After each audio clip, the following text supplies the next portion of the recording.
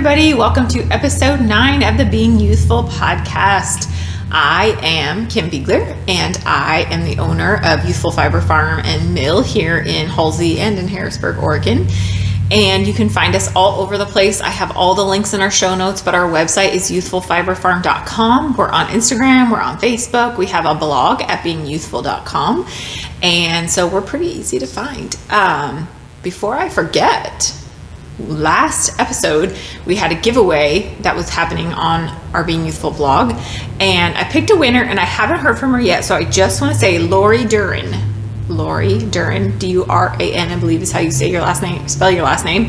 If you are watching, you won the giveaway. So get in touch with me, either message me on social media or send me an email at youthfulfiberfarm@gmail.com, and I will get you hooked up with your yarn or fiber, whichever you choose. So thank you everybody that went on, and there weren't a ton of people, so in the future, if you can, get on there because your odds of winning are not so bad. So here we are. I just posted today my first mini episode, which was a little bit of hand spinning that I'm doing that is super fun, and hopefully if you got a chance to watch it, it inspired you a little bit on your Saturday, and if not, maybe you'll go watch it now. But I was trying to make this one a little bit shorter, but still get in all the content I wanted. So I'll probably do that here and there. It's just throw out, I called it Spinning Saturday, a youthful mini-sode. So I might do that here and there just to kind of keep these episodes a little bit shorter. So yeah, there we go. And so it is my birthday, officially my birthday weekend. And I like to celebrate a birthday because, and I don't need like parties and all that. I just like to celebrate by kind of usually just a lot of times we would go out of town, but that doesn't happen so much anymore. And so, not right now anyway, but I just like to just be excited and celebrate and settle. Really, that's what I do on my birthday weekends, week, as it may be, whatever it wants to be, and just do the things I want to do and take time to slow down and craft. And I can see a big floof on my shawl here. Anyway, so that's what's going on, but I ran into work so I could film this and get it up probably on my birthday. And it's been super busy for us. And we've had a lot of vet appointments, and I've just had random doctor appointments catching up. And I got my vaccine. Woohoo! I got my first shot last Wednesday, and it was great. I went to one of the vaccination sites here in Oregon, and it's quite an experience. And one thing I will say, besides the fact that it was amazing smooth, and the only side effect I had was a sore arm that like I rolled over on at night and was like, ooh, that's a little bit sore. And then maybe lasted for a couple hours. Once I started moving again the next day, it was fine. And that was very minimal.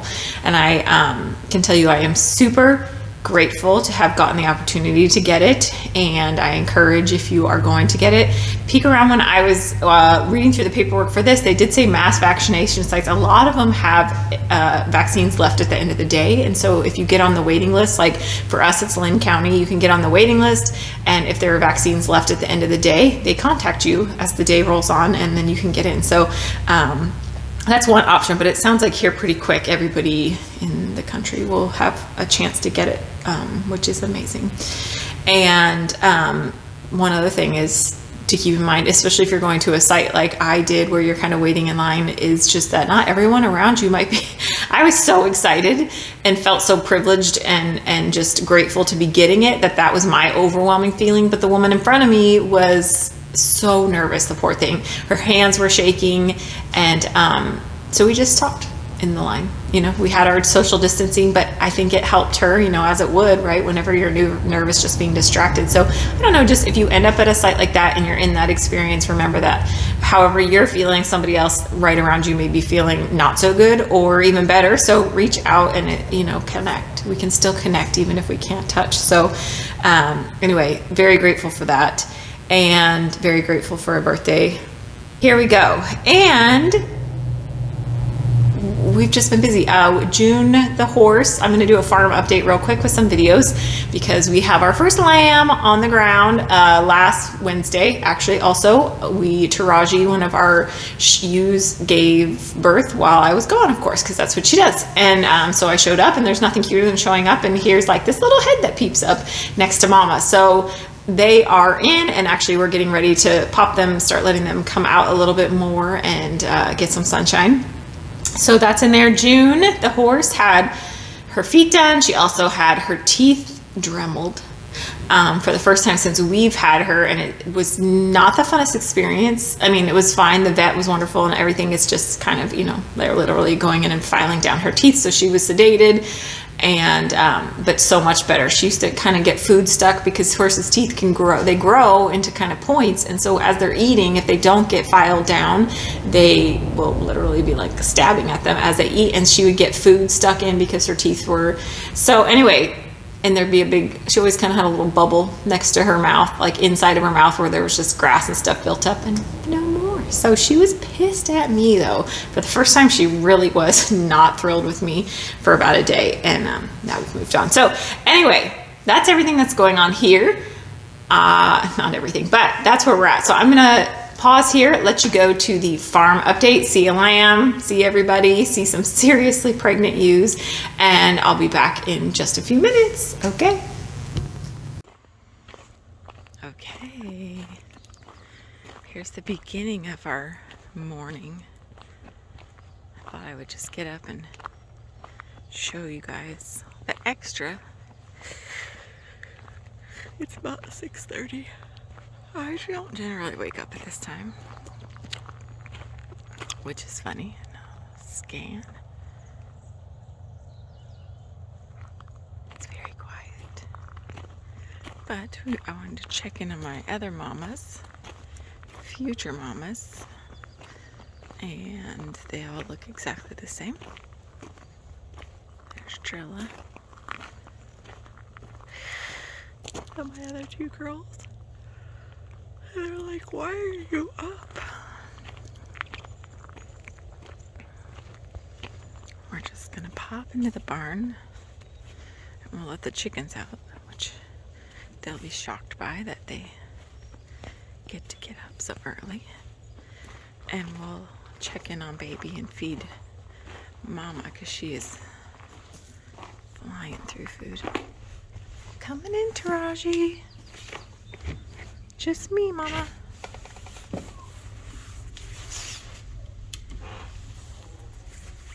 Chickens are barely waking up in there. Sneak over and see what we can see. Baby's in there somewhere. Baby's in here somewhere. I see baby. Don't want to traumatize you guys in case something's wrong. Okay, I had to pause there because I couldn't get the gate open. Here we are. Here we are. Good morning, guys. Good morning, Mr. Johnny Rose. Johnny Rose loves. He's already loving getting, oops, if I can get him, getting scritches, so that's good. That's what we want since he's staying with us. We want him to be friendly. And so far he's a quiet sheep, but I don't think that'll last for very long in this flock. Here he is. So I'm gonna go around and I will. Taraji is very, there he goes. Taraji is very serious about protecting her baby, so I do have to watch when I am handling him, because sometimes she'll just, excuse my eyes, look at that face. Sometimes she'll just randomly decide to pummel at me. So we're gonna fill up her food and make sure she's got water, and then we'll let the chickens out. And that face is too much. Look at that nose. Look at that nose. And today he's gonna get a little, today we're 3 days old, so we're gonna let him wander just a little bit more, like in the barn, let them out of their little space. And I should say we have them in this space because it's a way for them to kind of bond. Not kind of, it is a way for them to bond and have their own time. And the first 3 days is kind of the imperative. Keep him healthy and warm and this does that. So, okay, I'm gonna go. I've woken up the chickens. So let's go see them.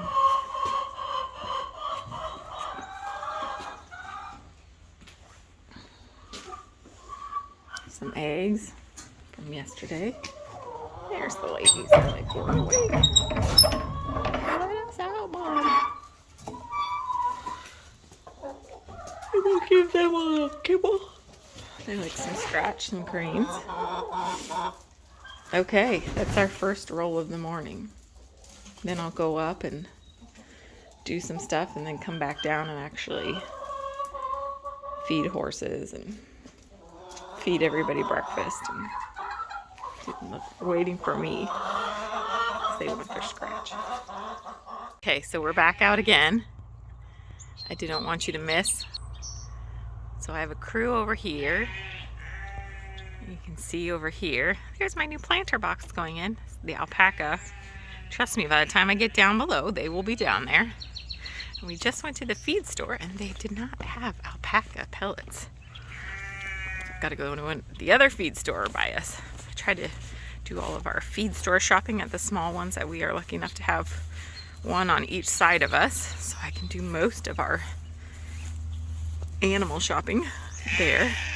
This is my incredibly loud crew, and I didn't want you to miss out on them. They have not adjusted well to the girls, the mamas being moved from them. They just are a flock, and they have been incredibly loud without their whole crew. Here we are. Mitch put a new lock on here, so we're gonna get through with the lock. And they're gonna come in with us. Hi guys. Morning, that's Jojo. Dolly's there. Andy. Oates is back there. Oates gets pretty pumped this time of the day. Maybe he'll give us a kick. Sometimes he looks very rough right now. He's starting to lose some wool. It's almost time for shearing. So, all right, I'm gonna feed these guys and we'll move onward. All right, we're back. Now these girls know, Cash, be polite. They know it's time for their breakfast. And what's funny is that I start to pour out their breakfast and I can hear Taraji in the barn start talking to tell me not to forget that she needs her breakfast. So, you can see my big mama is up top there. She's a wide load, enormous load.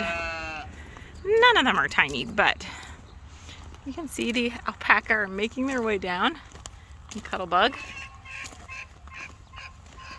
And the chickens are happy as clams because I was been getting up so early and letting them out. Happy as clams. All right, I'm gonna feed everybody down here and let you say hi to everybody else. But we'll get closer to the girls so you can see how big they are. Hi girls. Hi Mama Bear. There's our, you starving? There's Drilla. Drilla will be first time mama. And here's Sweet Pea and Cream Puff, and they're like, knock it off. Give us our food. Okay, so everybody's pretty content. Chickens always think they want more. But we'll go in and say hi. It's always nice when there's not animals screaming when I take you guys around. So we'll go in. Elsie's got one door, Cash has the other, but we're doing a little exercise time. There's Mama. Let him let them both move around. Today here we'll set up a little pen so that they can get in and out of the barn. And start letting them out into the world. And you can see Mama is sticking very close. She does not mess around with this, with her baby. And And this is where baby is learning to stick with mom too. Equally important. So, we could stand here all day, right? He's ready for some friends. He's like, where's the other babies? I need lamb friends to run around and bop heads with. So, they're gonna hide over there and run into the walls. So I think we'll move on. Here he is. He's big and healthy and strong, guys, for sure. That's what we want to see. Okay. Could you do this all day? So we'll have a space set up in here so they can get outside just to a covered area, kind of slowly. We talked about Baldy goes, Velma Sue, out of the chicken coop. Out, out, out, out. They love to eat poop. You can see our chicken feeder there, which is the best thing if there's any chicken people watching. Took our chickens a little bit to learn that, but oh my gosh, they step on it. You can see this bird's trying to come in, like forage from her. They're the worst. But she steps on that little step and then it opens. So if nothing, it does keep the wild birds out, other than when they come in to forage off of what she's eating, and keeps the mice out, which is much more important for us at this moment because we may have a lead on some new barn cats, which is exciting. So there's the boys eating away, being boy-like. And I'll go over and say hi to this crew. We need to let Cuttlebug off the leash, and it's time for June's brushing. I usually kind of, right now she's shedding, so I'm brushing an extra lot. Usually I brush her like every other day. But right now she's shedding, so we kind of doing it a lot more. Hi, Bubby. There's Cuttlebug. Always the Cuttlebugger. Can I get you off with one hand? The girls just had their pellets, so they're happily munching away, and June is ready for me to let her out. You ready to get brushed? She's like, I'm ready to go out, but we have to get brushed. At least it's not feet day, right? She's gotten so good with her feet, but it's not her favorite. Are you gonna not be around for the camera? There we go. Say hi. You can see how much she's shedding if I zone in. Oh my gosh, every time I touch her. Okay, that's the tour for today. We'll do a quick little breeze through. Oh, here's Madrona taking a nap after she had her pellets. All right, back to the mill we go. Okay, I hope that you enjoyed that little stinker. It's so hard to get pictures of lambs because they're just moving all the time. And right now they're indoors a little bit more in their little, their jug as it's called.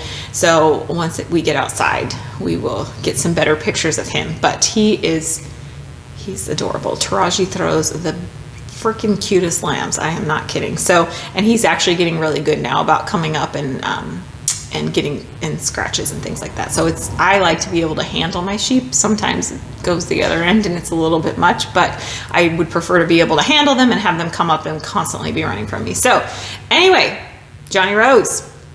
And if you're not sure where the name's coming from or which direction I'm going, Schitt's Creek. If you know me at all, you know that I am a Schitt's Creek diehard at this point. And so I thought, what better names for the lambs than to start there. And if you haven't watched Schitt's Creek, oh my gosh, watch it. It is just, it may be a little hard to get through the first couple episodes, as most people say to me when I tell them to watch it, but it is worth it.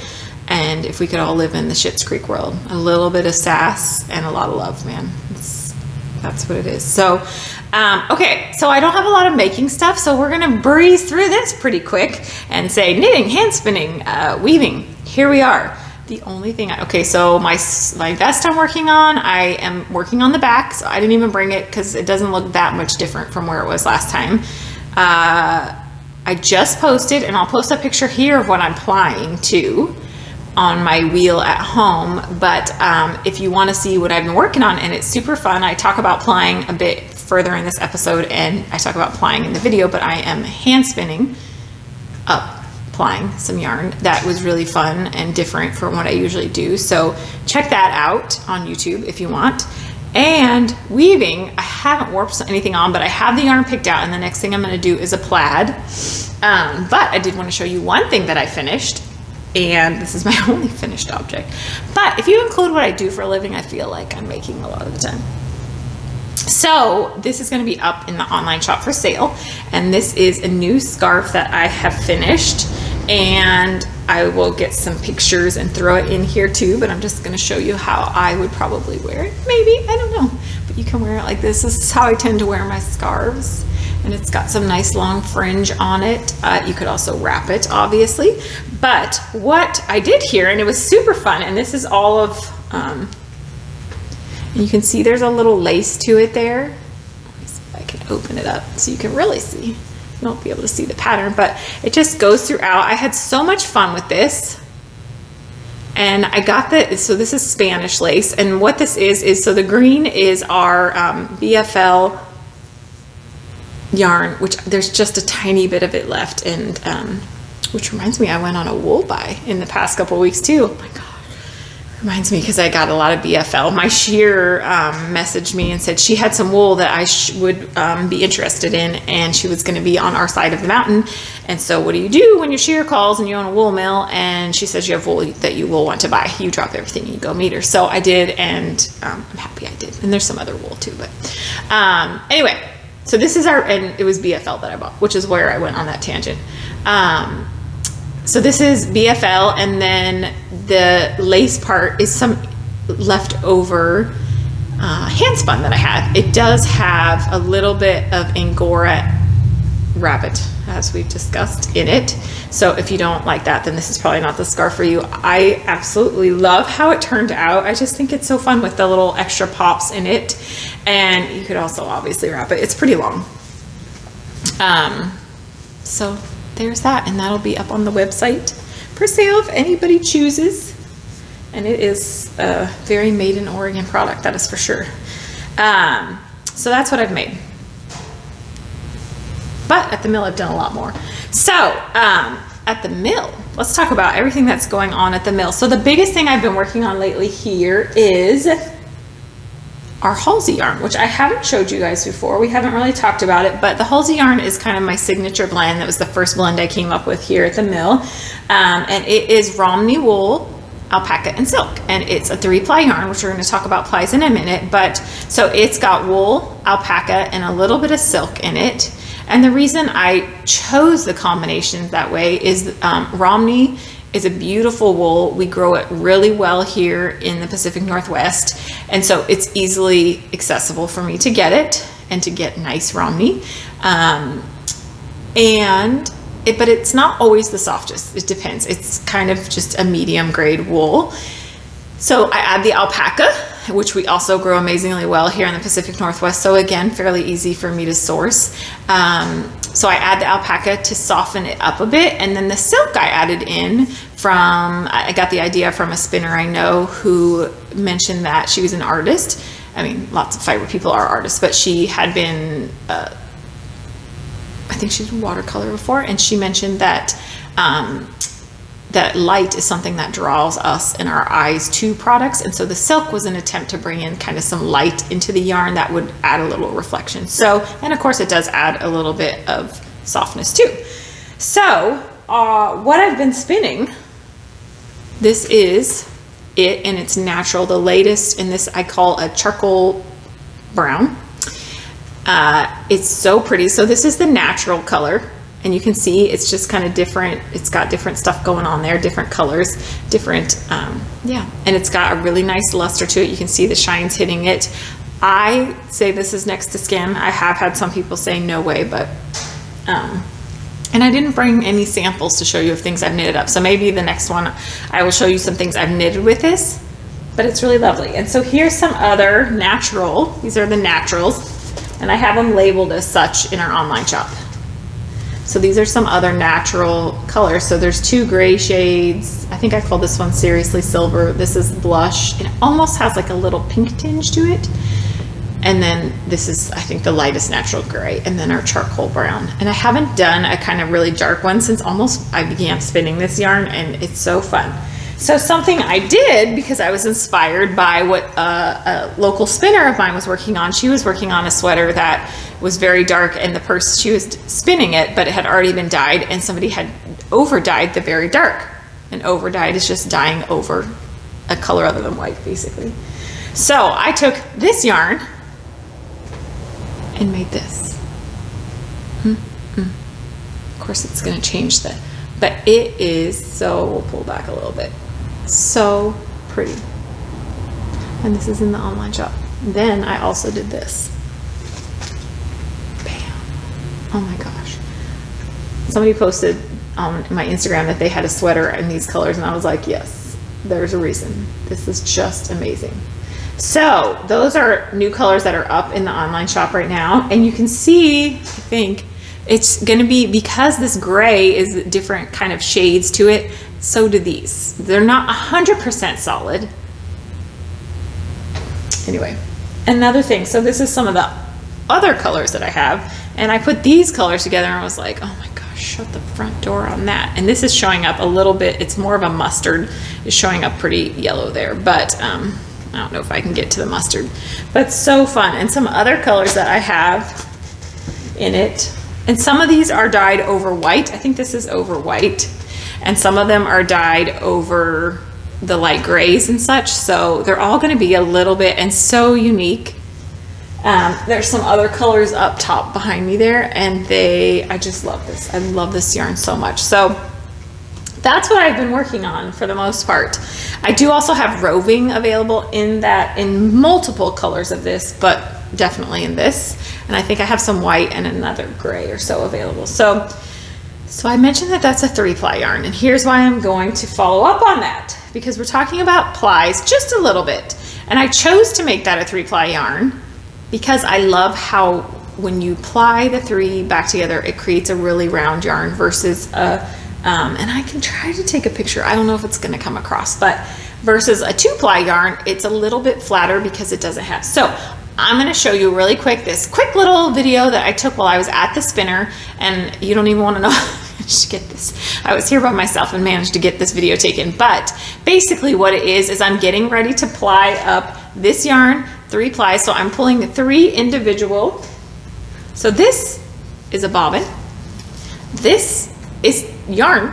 It's a single of yarn. So it's just one single of yarn. In the video, I'm taking 3 of these and I'm getting ready to ply them, and you'll see that I pull back on them. I'm getting the machine set up, and as soon as I let the 3 go together, they start to, and it's doing it here, they start to ply naturally back. So let me show you that, and then we'll talk about that for just a minute.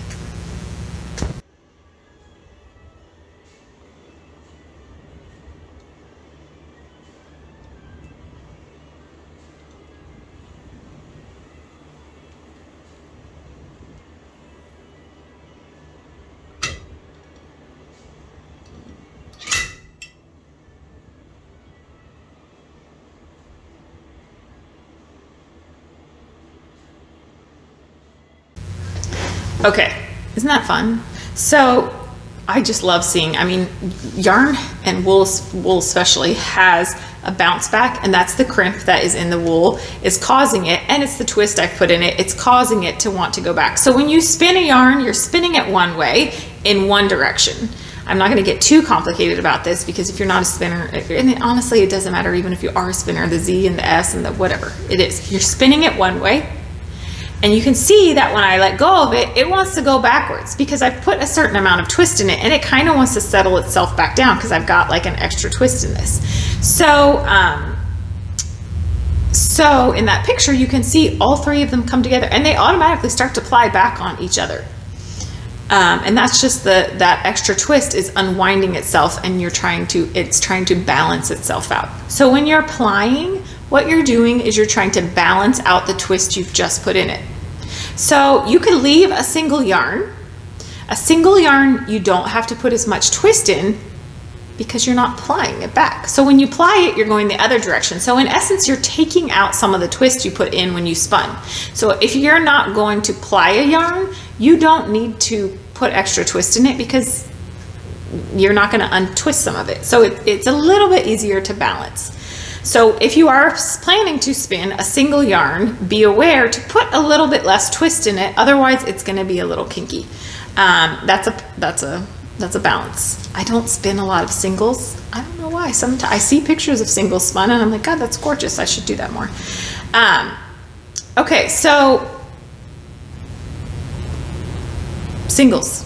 We talked about twists. Sorry, I've got some notes and I've got to go to it. Otherwise, I forget. So I also, and I'm showing, so this is our Shetland yarn. Let's see if I can show you. Actually, I could probably just show you with this. The easiest way to tell, because yarns aren't really going to tell you, you can open up, if I kind of go backwards on it, I don't know if I'm going to be able to get you guys to see here, but I can basically work the yarn backwards and I can see there's only 2 plies in this yarn. And this yarn's not as round as a 3-ply yarn. And basically because those 3 ply, the more plies you have, and there is an end to this, but they balance each other out, basically. And when you're plying, you do want to account for how many plies you are doing with your twist. I say that, and when I'm hand spinning, I don't really pay attention. Like, I count, but I don't, and I just pull and I look and I see if I like how the yarn's plying. Here at the mill, it is very different because I am setting. So when and I'm not going to tell you the exact twists I put on things because that's kind of part of the specialty of my yarn, but I can tell you I put a certain amount of twist on it to spin it, and then when I ply it, if I'm plying a 3-ply yarn, I take away half. So if I was putting 10 twists per inch, and that's literally how many times it's going to be twisted in an inch, when I'm plying a 3-ply yarn, I would put 5 twists per inch, and that's how it's going backwards. If I was doing a 2-ply yarn, I would do less. I usually do, I don't know, 35% to take out. So I'm not taking out quite as much twist. So something else to keep in mind. A lot of times when you're hand spinning, you're just gauging that, but by looking at it. But so that's a little bit about twist, plies, yarns. The reason to do more than 1 ply, if you so choose, more plies is going to equal more strength. So one thing to think of, especially if you're hand spinning, or if you buy a yarn and you notice it's only a 2-ply, I wouldn't necessarily make socks out of that, because for a sock yarn you want extra strength because of all the rubbing and everything that's going into it. A 2-ply yarn is going to be a little bit lighter, so like a lot of the sweaters that I hand spin and knit are Shetland wool, and I do 2 plies. It's a little bit less dense, so it's going to be a lighter sweater to wear. So if you're in Alaska, more plies the better probably. There's less chance of pilling in a 3-ply yarn or a multiple ply yarn because there's just less surface area, because as they twist up, there's less surface area exposed, right? And so there's less chance for the abrasion and the pilling to happen. It evens out your yarn, especially if you're a hand spinner and it's not perfectly even. The more plies you have in there, you're going to get, it's just going to naturally even itself out a little bit more. So that's kind of some of the things that to think about when you're plying a yarn, or when you're buying a yarn that is plied. And you can look at it and say, ooh, this is only a 2-ply yarn. I love it, but I'm not going to use it to make socks or what have you. And most yarns that you buy are not going to say how many plies they are. Does that make sense? It's just going to say weight, worsted, Aran, whatever. And there is, when somebody's talking about a weight of yarn in like a 2-ply or a 3-ply, they're meaning what is the weight of it when it comes to worsted versus Aran. What is the actual diameter weight, not how many plies are in it.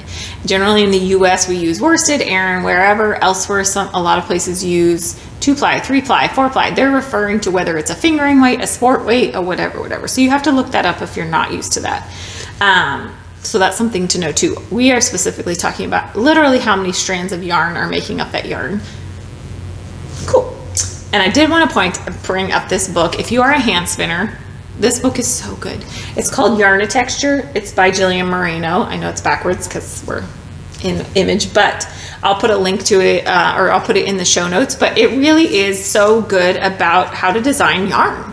and build. She says it's called Yarn-i-tect-ture, a knitter's guide to spinning, building exactly the yarn you want. So good. So many pictures, which I love. And there are patterns in it at the end, which is great because sometimes knitting with hand spun is a different, or you don't have a ton or whatever. So highly recommend this book. Whew. Okay, so that's honestly all I had to talk about today. We showed the yarn. Oh, I was going to show you a couple, just quickly, the other things that I might have updated. So we have new yarn in the shop.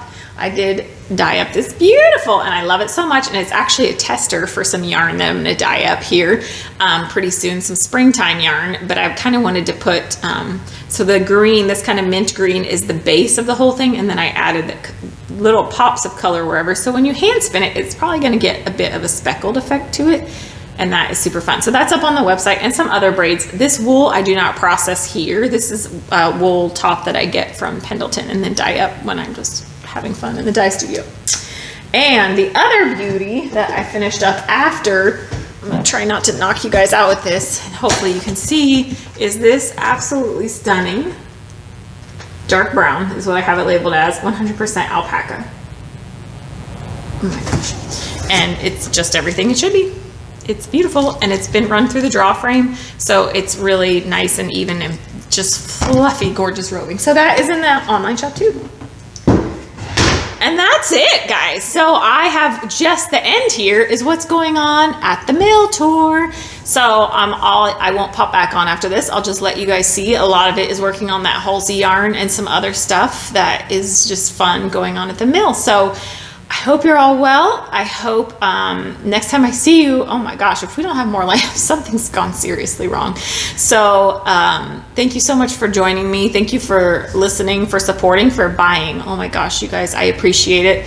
The thing about owning a business and a business like this is without you guys, I don't survive very well. So I truly appreciate all your support, and take care. And until next time, you'll find me here. Thank you. Okay, take two.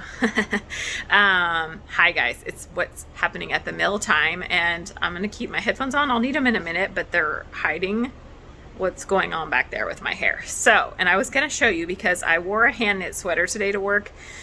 Well, I was doing other things before work and I wanted to look cute, and then I got to work and I was like, ugh, when I'm spinning especially, I get concerned about getting oil on my clothes, which I generally don't care about, but instead I'm wearing this apron, which I don't really want to get oil on either, but it's a barrier. So you can see, and I'm going to put a link, my friend Barbara makes these, and she is on Etsy, and I got this from her a couple years ago, so the pig one may not be on there anymore, but she makes super cute and different style aprons, and this is kind of my backup. I usually wear it when I'm spinning, like hand spinning or something like that, so hopefully I won't get oil on it either, but it's a little better than getting it on the white wool.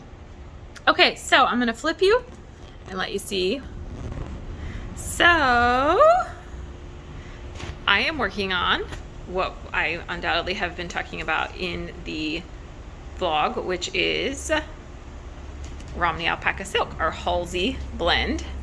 And you can see some, this is just kind of the very end of this batch, and I call this our charcoal brown because you can see there are some tinges of brown in there that do come through in the yarn as well. So I've got some here. This is the very end, and I just have it divided out because I'm gonna do, I usually do, if I'm doing yarn at the end, I try to save some to do for roving for hand spinners. So that's what this last bit is for hand spinners, but I still am gonna run this through the draw frame because it's got the silk, it's got alpaca, which is blended in there pretty well, and it's got wool, so the draw frame will just blend it up a little bit better. Here's some alpaca hiding in there. So I have it portioned out so that I can get 3 cans of roving, and then I'll run it through together on the draw frame before it goes out the door. So that'll be up in our online shop, and you can see it coming out here. Really pretty. It is so nice to spin. It's just so nice to spin. And then over here, I'm just finishing up the last little bit through the draw frame that is going into yarn. So this is ready, and actually we're going to take this over in a minute and turn it into yarn. But there it is, and you can probably catch some of the nice shine off of that Romney and that silk for sure. What else have I got going on? Laundry, always a part. I'm not washing today. I got here a little late, so I'm trying to just focus. So let me get my dryer open here. We'll see. So we have got Romney. So here's more Romney that is dried and ready to go to its next life. And above, this is super fun. So this is all Romney that I am dyeing in the wool, which I've said before, but dyeing in the wool to me means I wash it and then I put it into the dye pots basically. So this has been scoured and then I start dyeing it, and it's kind of just all different shades of green. And that is a special project that you'll know more about in the next podcast vlog, I believe. And we'll go back. I'm going to pause you because you do not need to see all of my mess in my backspace. Okay. So we are rinsing. And what I do is I use a little bit, and I'll show you, I use Eucalan. I just use a tiny bit when I'm doing a rinse out of the dye bath. And you can see the water is actually pretty clear. I did 2 batches, and here's the next batch that's going to get a rinse on it. And when I'm dyeing, if I can, like with this, I'm not trying to get a specific color every time. I'm just mixing up different greens. And so I reuse the dye water once or twice, depending. So one of them may have a little bit more green, but it actually looks pretty clear. Anyway, so, and I usually do my rinse. I do it in warm water, warm-ish, light warm, I would say, just because I want to get the dye out. After that, I'm going to do a rinse on this side, and that's just cold water. And then when you're at home, really, most of the time you should be washing your yarns and your handmade products, whatever they may be, in cold water. That's recommended if it's dyed, especially just to keep, not try to pull out any excess dye, right? So that's that, and there's that. And now we're going to go over to the spinner, and I'm going to do that on a separate video so that actually, yeah, I am. Okay, we'll be back in a sec. Okay, so now we're in the spinning room, and I'm not doing a close-up, but I'm just kind of finishing up, threading up, however you want to call it, the last little bit of this Romney roving. And I did this in 2 batches. So I've already spun the first batch, and now I'm spinning up the second batch. And the only reason I do that is because of the time that I have to be at the mill. So, you know, we've got lambs going, and just in general, Mitch is working a little bit more. And so my time at the mill is a little bit more limited. And so I'm being super aware when I am here of what I want to get done. And also trying not to stay too late, which is really easy to do also. So as soon as I get this loaded up, and I'm going to show you something before I turn it on, and it's going to get a little loud because it's the spinner, and that's why I've got my headphones on here. But you can also admire now my apron, and sorry I should have had this set up for you guys, but it is what it is. So you can enjoy my company for another minute. And my sweater. Is this not the cutest sweater? I think I wore it in my first vlog, and it's a Kate Davies pattern. It's very easy to knit, I think, and it's all hand spun. Most of it from my sheep, not the brown stripe, but the rest of it is all our Shetlands. So I'm just loading up the last little bit here, and then we'll get her turned on, and it will get loud, so I will warn you in advance. I haven't quite figured out how to turn the volume down in the middle of a video. So if I can figure that out, I will turn it down, but until then, and I'm going to show you really quick because I had a fun time this week. I started spinning this, and I was getting these, I'll show you. This is what we call tornadoes. And you can see there's this big chunk here that's a lot heavier, and I might be able to pull it. If I pull it out, it stretches really far, and it's a tornado, and then it broke. It doesn't always do that, which means that my fiber, and I think I've talked about this on the podcast, my fiber was getting stuck between the rollers, or something was going wrong. And so I was very annoyed because it happened a little ways into spinning on this bobbin, which I can fix. But so we're going to come over here and I'm going to show you what I discovered. So this is all ready to go. That's what I was just getting ready here. So when I came over and I was adjusting, I can adjust the tension on this and do all sorts of stuff, but it didn't seem like that was the problem. And then I looked, and these little plastic travelers, basically, they kind of just guide. And this one was like the screw had come undone back here just because the machine vibrates, and it was slipped sideways. Like it was literally like, so anytime this fiber was hit something that it shouldn't, it has a tendency to mess up, and you'll get those little warbles like I showed you. So while the machine was running, because I didn't want to mess up anything, I was sitting here screwing in very gently just to get it to stay for me for that yarn. Problem fixed, which is always exciting when I can figure out how to make the problem stop. So, and I'm going to show you one other thing, something I try to keep an eye on. See how this roving over here is kind of gently off to the side? So after I get it started, I'm going to go back there and adjust for the same reason. The more straight the roving is coming up the machine, the less likely it's going to hit something along the way that it shouldn't, or get snagged on something it shouldn't. So I'm going to put my headphones on, which you can't see. We're going to start this baby up, and I think you're going to get the bird's eye view. And let's see if I can do all of this while holding. Getting very skilled at this. Okay guys, it's gonna get loud. I apologize.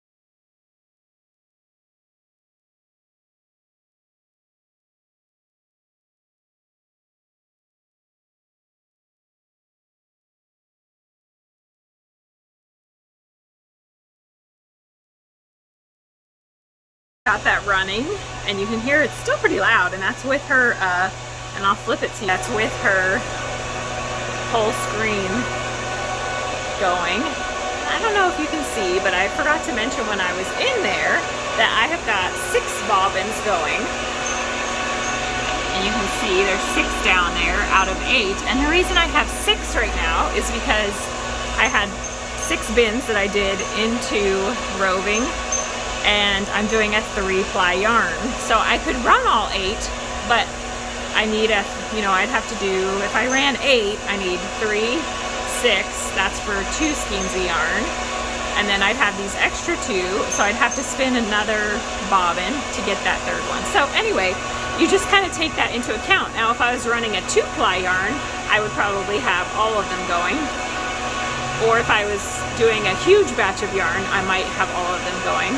But anyway, I thought I would just explain that. And now I've got to get back to rinsing fiber and carrying on with the day. All right.